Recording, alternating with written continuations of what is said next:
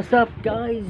So for today's video mga ka-idol, iikutin natin ang aking mansyon mga ka-idol. So guys, mag-ikot-ikot tayo sa mansyon ko, no? So guys, ito ang rep ko, no? May rep kami, maliit nga lang. Ito yung sira naming rep guys. Itong aming kitchen. And guys, meron din kaming lamesa mga ka-idol. Yan. So yun ang aming mga pintuan boss. Napakalaki. Ito yung mansion ko mga ka-idol. So akit tayo sa taas mga kalodi, no?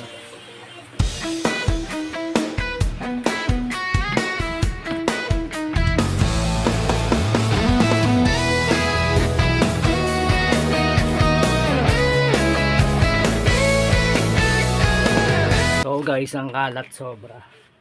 So meron kaming dalawang kwarto. Then meron kaming pintuan doon guys.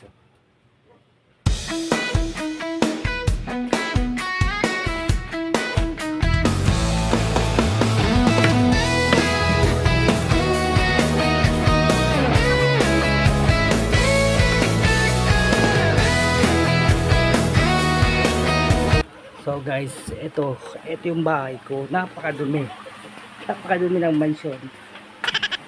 So anyway guys, pag nagba-vlog ako mga ka-idol, pagkatapos ko magbantay ng anak, pagkatapos ko maghatid sa anak ko, estudyante, tsaka ako nagpa-vlog. And then nakikipag-collab din ako mga ka-idol. Baka gusto nyo mag-collab loads, PM nyo lang ako, pwede ako dyan. So yun guys, ang ibig kong sabihin, kung nakapag-vlogger ka or content creator ka, alam mo kung anong tama, alam mo kung paano makikipagkapwa sa iba, makikipag-engage. Tsaka guys, ang importante, huwag mo lang isipin na magkaroon kayo ng viral, no? Hindi mahalaga ang views ngayon. Ano nyo kung mahalaga? Ang engagement, ang pakikipagkapwa sa iba. So ingat kayo guys.